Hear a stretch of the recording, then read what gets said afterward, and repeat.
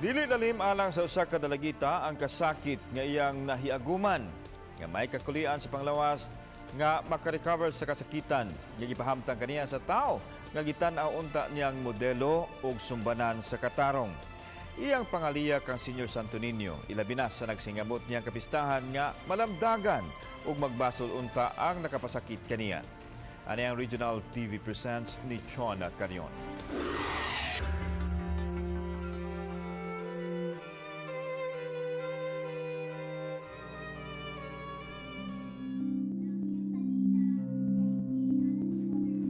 Hangtod karon labas pa sa panumduman sa 15 anyos nga dalagita ang iyang nasinati sa mga kamot ni Father Decoroso Olmilia nga iyang gitanaw unta nga modelo sa katarong alang kaniya.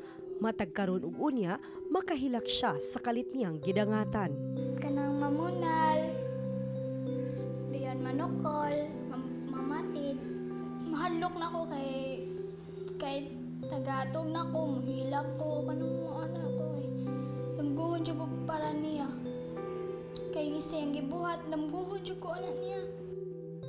Mas doble ang iyang kasakit kay gawas nga may kakulian sa iyang panlawas, biktima pa siya sa pangdagmal. Apan ang mas nakapasakit kaniya, maong pagpili sa iyang inahan nga magpabiling kusinera sa Pari, inay nga muuban unta kaniya. Ang Pari mao kanhi ang Kora Paroko sa Nativity of Mary Parish sa Barangay Kanduman, Mandawi City.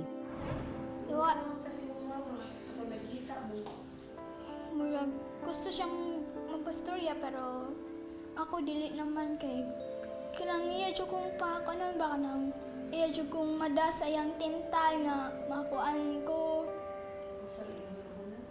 sa bangunona din ako ba di mahadlok na ba ako nga buhaton na ni Father mo to nga ni ana lang ko dili lang ko na dayon nun.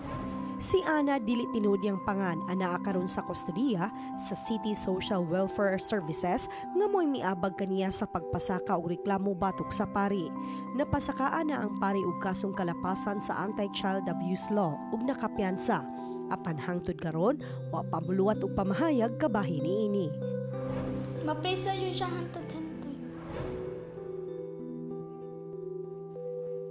Si Ana usa lamang sa 15 ka mga bata nga biktima nga giatiman sa City Social Welfare Services nga biktima sa pagpangabuso, mapisikal, verbal, emotional ug sexual abuse.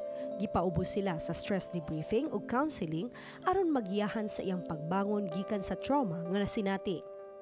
We will be coordinating also with the Office of the Vice Governor Agnes Magpale kung unsa po ilahang matabang ani kay kami diri as we all know limited po ang intervention nga mahimo aning bata, so kinahanglan siya gyud i-refer into katong sakto nga agency nga mao mo provide sa gikinahanglan sa aning minor. Sa talaan sa City Social Welfare Services sa Mandawi City sa tuig 2018, miabot sa 88 ka mga bata ang nabiktima sa physical abuse, 18 ang verbal abuse, 2 ang emotional abuse, ug 4 ang biktima sa sexual abuse. Ning nagsingabot ang kapistahan sa Senyor Santo Niño, aduna siya'y hangyo sa balaang bata, nga unta dunggon unta ang iyang mga pag-ampo. Nang hinaot siya nga makalingkawas na sa kasakit ug makapasaylo na siya sa nagpasakit kaniya.